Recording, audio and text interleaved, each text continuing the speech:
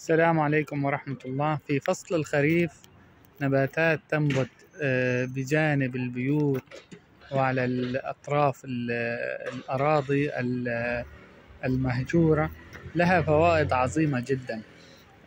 طبعا أنا قطفت الآن الهندبة، هي الهندبة البرية مع الجذور. الهندبة مفيدة جدا لتنشيط وتنظيف الكبد ولها فوائد عظيمة، ولكن الآن حديثي عن شوك العاقول.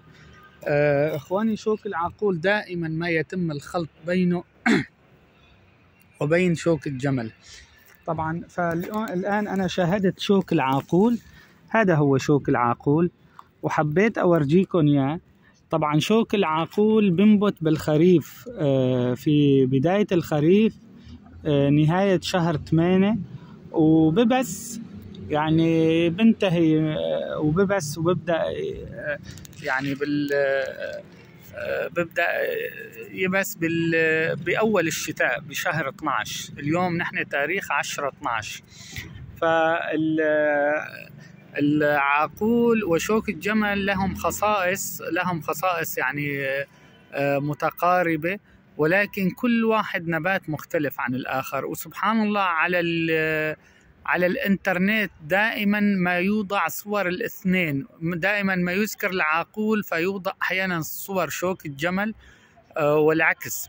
طبعا شوك الجمل هو طابات زرق، وسويت فيديو نشرت عنه اثناء قطافه، ويكون في فصل الربيع الى اول الصيف، يكون موسمه وازهاره وانباته، ويبس في أول الصيف. أما العاقول فهو من النباتات الخريفية، والعاقول أيضا من النباتات الرحيقية اللي يجني منها النحل العسل. وشوك العاقول له عسل رائع، عسل غامق القوام، فيه طعم حموضة ويتبلور. طبعا اليوم هأكلمكم عن فوائد شوك العاقول. شوك العاقول له فوائد كثيرة، وفوائده أقوى شيء يكون بالجذور، ومن ثم بالأغصان والزهور. وله زهور يعني أقرب إلى الحمار، زهور صغيرة. الآن هنا الزهور يبست، فما حتشوفوا الزهور تبعها، ما لحقت أصورها. وفي أيضا شيء طريف، الشوك العاقول دائما ما يترافق معه نبات متطفل يسمى بالحامول أو الكشوت، يعاني منه المزارعين لأنه يتطفل على الفول وعلى الملوخية والمزروعات يعني. طبعا هذا النبات المتطفل، نبات الكشوت، أنا أكثرت من تداخلت النباتات عليكم، ولكن حبيت يكون هي شرح لعدة أمور، لأن هي الثلاث نباتات متداخلة مع بعضها. فأنتوا لو دائما كنتوا بأرض وشفتوا هذا النبات الشوك العاقول حتشوفوا شيء متسلق عليه أيضا. هذا هو الآن يبس، مع الأسف يبس بهذا الشكل. حتشوفوا شيء متسلق، سبحان الله، يعني كأنه خيوط عنكبوت، كأنه خيوط العنكبوت. هذا الكشوت. ولكن النبات المتطفل غير الإنسان المتطفل. الإنسان المتطفل يكون قد فقد شيء من الإنسان المتطفل على الناس والمتطفل على الأرزاق، يكون شخص سيء، فقد شيء من مروءته.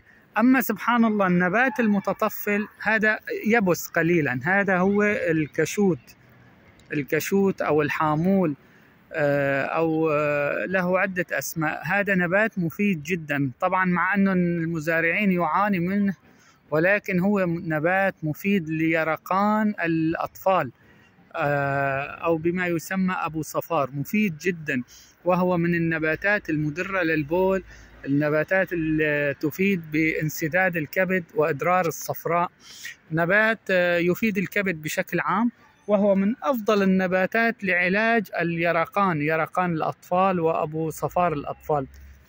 دائما تجدوه متطفل على أو مترافق مع النبات شوك الجمل، شوك العاقول. هذا هو شوك العاقول. نحن اتفقنا أنه شوك الجمل موسمه ربيعي، ويكون طابات زرقاء أرجوانية، هذا اللون اللي يشبه هذا اللون الزهرة، يشبه هذا اللون ولكن على شكل طابات شوكية، ويكون بالربيع. أما العاقول فهو بالخريف، دائما ما يتم الخلط بينهما. العاقول ليس له بذور مثل بذور شوك الجمل اللي هي مستخدمة بمشاكل الكبد أكثر شيء. يعني العاقول المستخدم فيه الجذور والأغصان. وشكرا لاستماعكم، والسلام عليكم.